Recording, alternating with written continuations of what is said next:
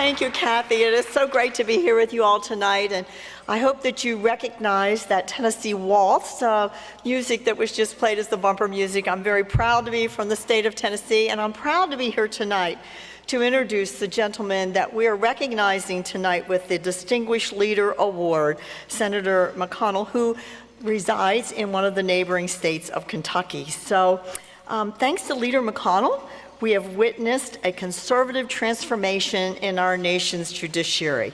And that was talked about a little bit by Kathy, and let me extend that just a little bit. For decades, thanks to activist judges from the Supreme Court on down to the lower courts, the voice of the American people have been silenced on the issues of life. The courts have rubber-stamped abortion on demand up until the moment of birth. But now the tide is changing. Can I hear an amen out there from you on that? Wow, we're so excited about it. And thanks to Leader McConnell, instead of Justice Merrick Garland, we have sitting on the Supreme Court Justice Neil Gorsuch. And hold your applause, because we have one more that we can applause on, and because of his steel backbone in the face of the hysteria that we saw, we now have Justice Brett Kavanaugh. Well, now we can applaud.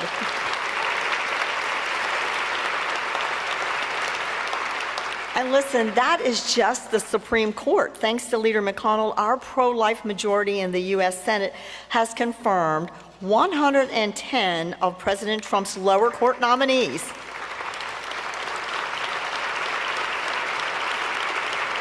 Of that, 41 to the appeals courts and 69 to district courts. This has not been easy. We all know that. Pro-abortion Democrats have done everything they could do to obstruct even the least controversial of those judicial nominees. It was because of this obstruction that Leader McConnell took the courage to change the Senate rules to stop this abuse. And so now President Trump's nominees are being confirmed even faster. These are lifetime appointments, guys. They will be on the court at least as long as I am alive. So thank you, Leader McConnell, for this legacy. Now, a little more on our great leader before I bring him onto the stage. It is also under Leader McConnell's leadership that we have seen a record of key pro-life votes in the Senate. So first of all, under Leader McConnell, a majority of the U.S. senators have stood up and said no to late-term abortions here in America through votes on the Pain-Capable Unborn Child Protection Act. Seems like something that would be so easy, but it has taken a lot of work, and Leader McConnell was a big part in making that happen. Earlier this year, senators stood up and said no to infanticide in the wake of the Democratic extremism that we saw in both New York and also in Virginia. And also, he said no to the efforts by the Pelosi-led House to repeal the Hyde Amendment, which has been in place and helped to save so many babies for so many years. Just a little more, and then we're going to bring him on stage, but I do think that we have to also talk about Leader McConnell boldly saying yes. He said yes to defunding Planned Parenthood and others who do abortions by using taxpayer dollars. And I was so proud. Yeah, let's give that one a big round of applause.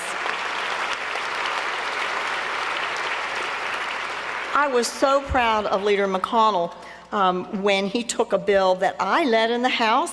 And some of my staff is here today that worked really hard with me, and I want to acknowledge that. It's not just me, but so many times it's staff behind us that allow us to be able to do what we do. So the bill that I led in the House that allows states to defund Planned Parenthood through Title X, which we have done in the great state of Tennessee. And Marjorie and I stood beside the president when he signed that bill into law. It was a very proud day of my life. And I can tell you that Leader McConnell also prioritized the defunding of the abortion business, such as Planned Parenthood, in the budget reconciliation, and he will continue to do so, I know, until the job is done.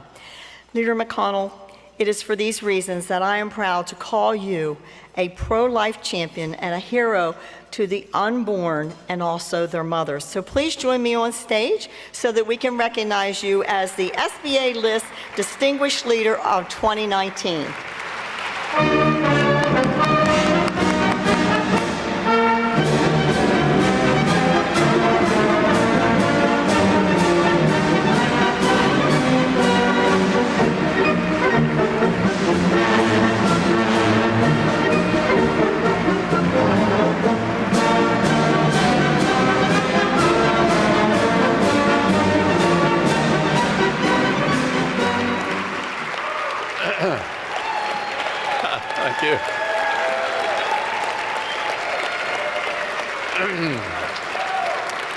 Thank you all very much, and thank you very much, all of you, and particularly Diane and Marjorie, for all you've done and for having me here tonight. I deeply appreciate this honor.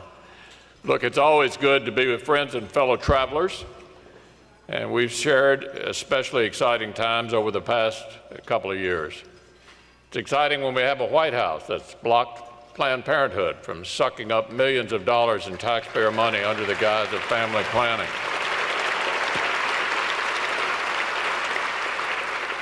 It was exciting 2 years ago when Republicans in Congress permanently repealed the Obama administration rule that has forced states to make similar grants.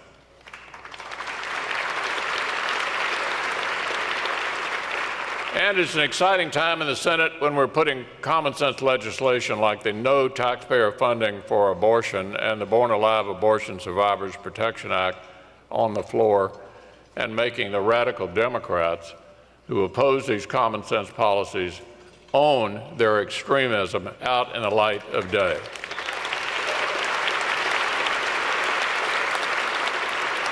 So you better believe it's exciting to lead a United States Senate that is working day after day, week after week, month after month, as you've heard before tonight, to confirm President Trump's nominees to lifetime appointments on our federal courts.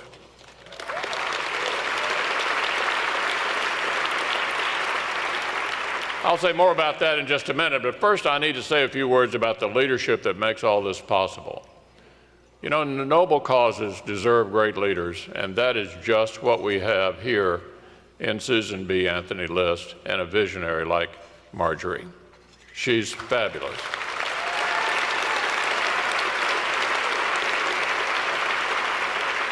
She and your organization literally defend the defenseless. You lend your voices to the voiceless. You help inform millions of Americans and make their values manifest.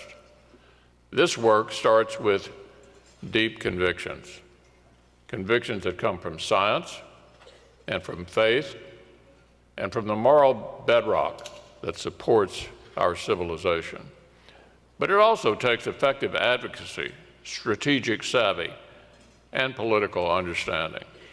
That powerful combination is SBA List in a nutshell.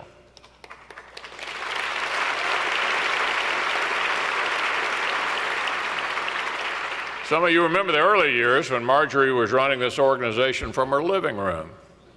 To the present day, look at this room, where you're one of the most powerful change-making organizations in the entire country. All along, you've combined passion and perseverance with strategic vision, and now the entire nation is watching your work pay off. I've always believed the single most powerful way the U.S. Senate can positively impact the country's future is through our role in confirming lifetime appointments to the federal courts. And as Senate Majority Leader, I'm happy to be in a position to do something about it. The one thing I get to do that the other 99 don't get to do is to decide what we're going to do. And obviously that was on full display when I decided not to fill the Scalia vacancy.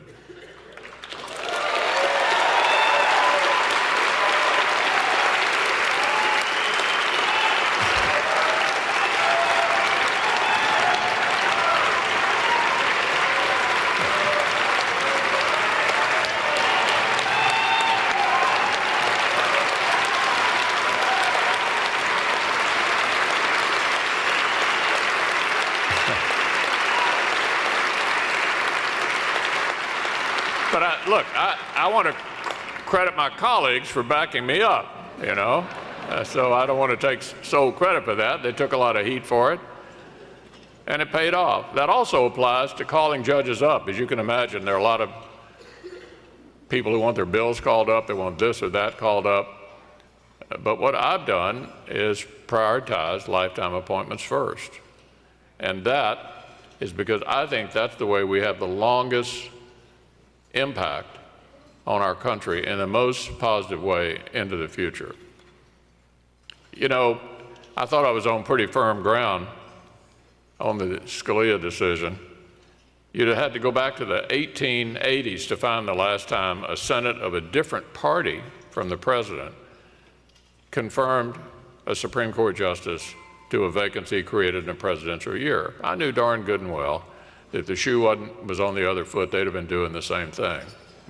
But it was interesting to watch them whine. And look, after the American people made their decision, President Trump made his, nominating an outstanding successor to Justice Scalia's seat. He could not have picked a better nominee than Neil Gorsuch.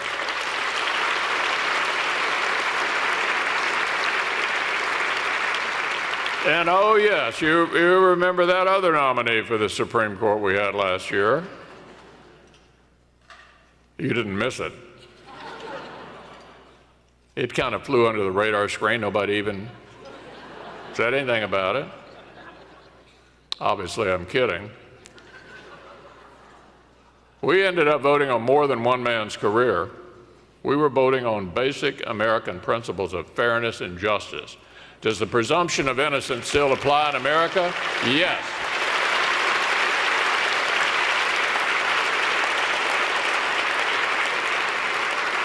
And as you've heard earlier tonight, there are 41 circuit court confirmations right below the Supreme Court. You know, not many cases make it all the way to the Supreme Court. To put that in context, that's about 1 in 5 of the courts of appeals judges nationwide have been appointed by this president and confirmed by this Senate in 2.5 years.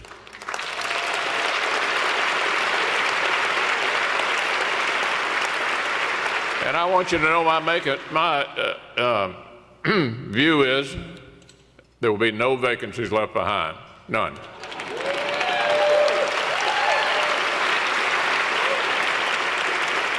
What do these men and women have in common? They're talented, brilliant, and young. Young. And what do they believe in? The quaint notion that maybe a judge ought to follow the law. You wouldn't think that'd be controversial, would you? But that's what they believe in. Justice Scalia used to say you're not a very good judge if you're not occasionally uncomfortable with the outcome you reach because it's not your personal opinion. He used to say if you want to make policy, why don't you run for office? That's not what we do. Justice Gorsuch said judges don't wear red robes or blue robes, they wear black robes. That's the kind of men and women the president's been sending up. These victories are already paying early dividends. They'll keep paying dividends for decades to come, really for a generation or more. And these accomplishments would not exist without efforts of citizens like every one of you in this room. So once again, for this Distinguished Leader Award, but even more for all of your work on the causes we share and the battles we fight together, I want my final words this evening to be, thank you very much.